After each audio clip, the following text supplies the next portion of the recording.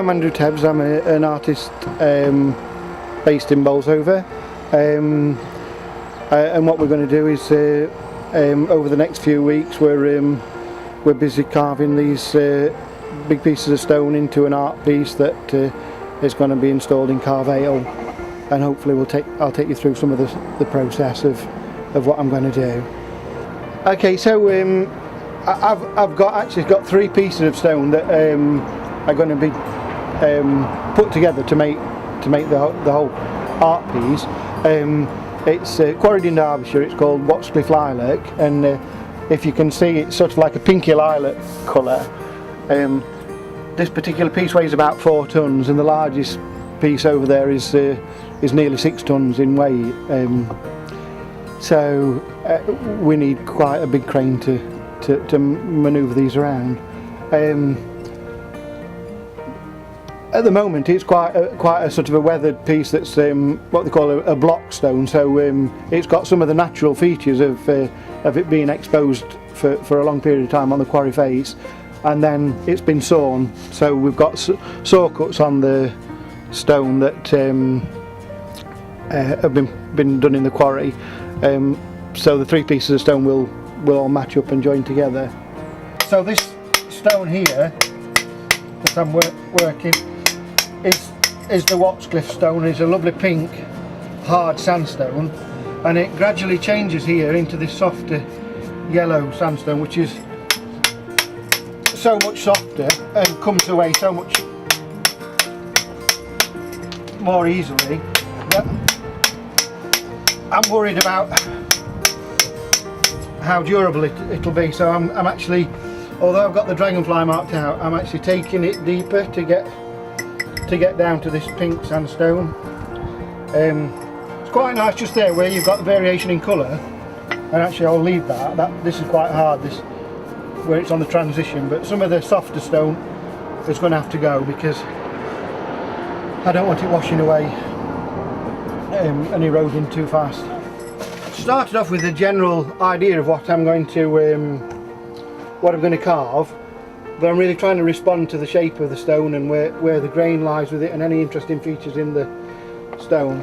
But for example, with the wings, obviously it's really important to try and keep things symmetrical, and so I've made templates for the wings so that I can keep checking that as I work down that I keep on track. So I've made these templates for the wings, and then that will correspond over here so that I get the wings matching in size. I don't want to step back and find that one of the wings is sort of misshapen or out of alignment with the others. So from a personal point of view, what I was really interested in was the fact that the fossil was found in Bolsover Colliery, and I have a memory of when I was really quite young. My father worked in Glapple Colliery, which was only a few miles away, and he used to quite be interested in geology as well. And he quite often used to bring home sort of pieces of rock that had fossils in, and these are from I've had these most of my life. These are fossils out of the coal measures. That's a type of a fern, and there's another one there.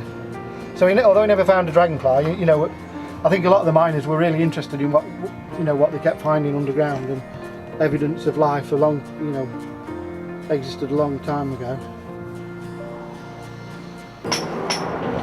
This is like intersecting. These are equisetum, what they call mare's tails, and which is interesting is that these still grow in the swampy places now.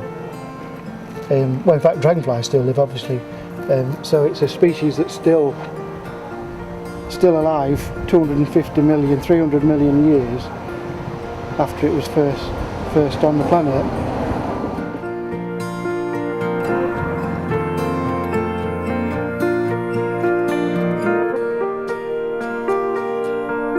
So recently I went into New Bolsover School to work with the young people there, and we did some painting and drawing workshop, and we talked about the dragonfly, and they did some great drawings and paintings for me. We talked about the dragonflies and what what life would have been like in the time of the Carboniferous time when the coal was being laid down. There's a world of insects. Mammals weren't alive then, so insects would have been primary source of all the activity there, you know, and some of the creatures were massive insects that you know would be quite scary if we encountered them today. I'm going to use some of those images in we're doing a mosaic on the little seating bench which is going to be in front of the carving. So some of the drawings that the kids did made the inspiration for the mosaic.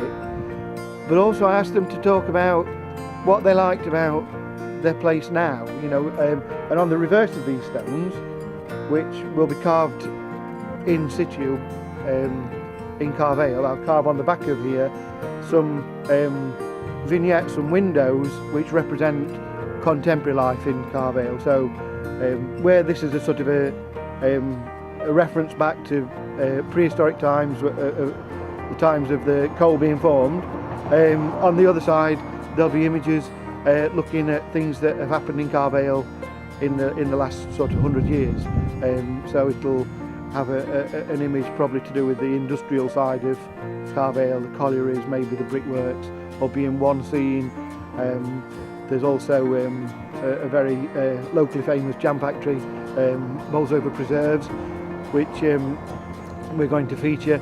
And then the third one will be made up of images that the children drew. So coming straight from their lives, it contained images of their hobbies and interests, and some wildlife that lives around the area and things like that.